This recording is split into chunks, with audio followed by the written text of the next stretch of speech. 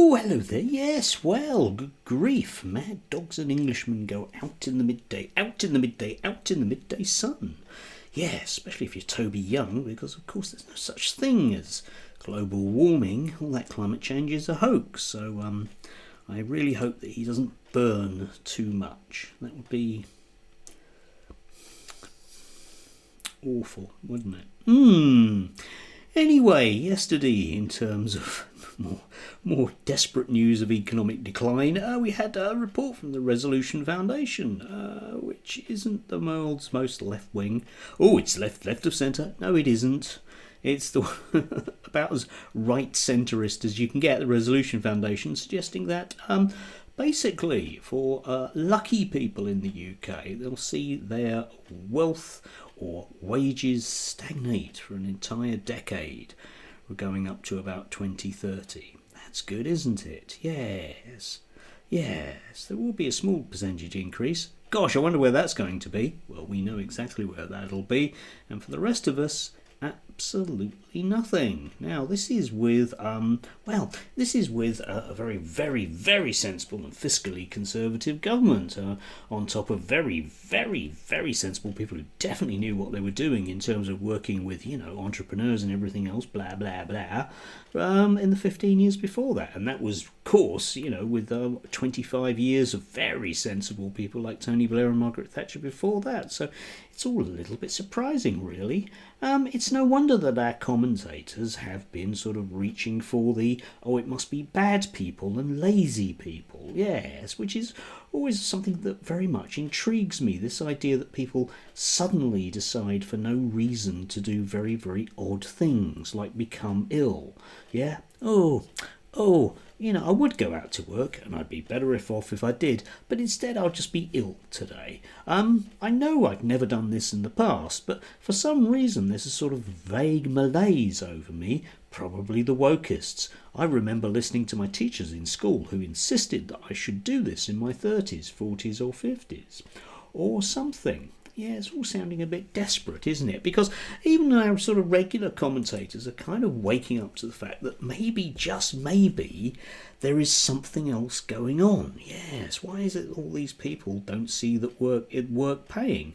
Could it be that work doesn't pay? And if work doesn't pay, then might we not need something else? Here we have Alison Pearson. Our poor country is ailing. Oh, bless. These figures prove it. Ooh, proof, eh? It's a struggle to afford things. Cost of food and energy is so high, even if you work hard, and many people clearly just give up. The financial crisis, when it comes, will be brutal. Well, I've got news for Alison. The financial crisis, sort of arrived during the 1980s. It was quite mean during the 1990s. It wasn't great during the noughties, or indeed the tens and teens, and we're now heading our way towards 2030. The financial crisis is here. The great crisis is upon us. We are now moving into what can only be described as a decidedly late or post-capitalist era. Not that that's going to affect Alison, because of course her wages won't go down, will they? No, I'm sure she's adding value to everything that she does. Meanwhile, the rest of the commentators will just resolutely stick to their guns.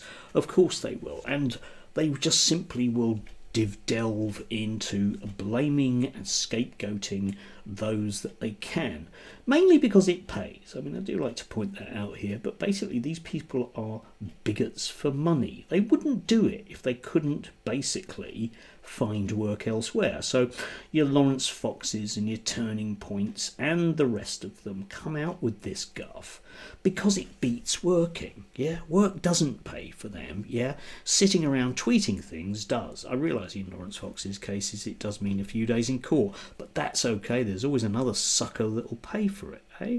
Yeah, so we end up with all of this nasty stuff being aimed at MPs just simply for expressing an opinion. Gosh, free speech and everything else, eh?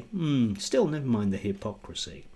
Meanwhile, we will be told, inevitably, that the big solution to all of this is the radical lads at reform. of obviously lads, and yet a cursory glance at the councils that they're running does one lead one to the conclusion that these are a bunch of people who, you know, once you've taken the bigotry away, yes, I am thinking about you, Darren Grimes, and some of the others, you're left with absolutely nothing at all. Now, Darren Grimes has managed to save the residents of Durham County a pride flag and money that they were going to stump up for a pride parade.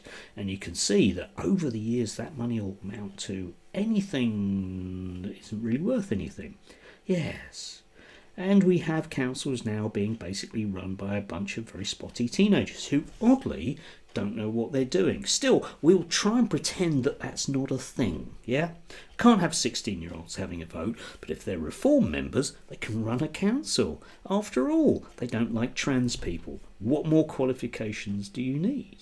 And this fades in, of course, to a much, much wider symptom of the whole thing, because we are about to be sold yet another pig in the poke, yeah? Yeah, we had to have austerity. It was the only way that we could get things working. And, you know, we had to have a sensible Labour Party because it was the only way you could get things going. And we'll have to have Brexit because it's the only way to get things going. And nothing seems to have worked. So we obviously are going to need Nigel Farage to be Prime Minister. His track record is second. It's not going to work, is it? It's not going to work. And here we will. We'll just tread our way slowly through things. Everything will get worse, and it'll all be the fault of various MPs who have the audacity to be brown or women or worse, both. Awful, awful people. Phew. If only there was some way of getting rid of them. Maybe a vote or something. Anyway, do have a lovely Sunday if you can do. Stay cool. And if you should see any burning Toby Youngs on, you know, trips out to the shops or whatever, make sure you call the fire brigade eventually. Enjoy.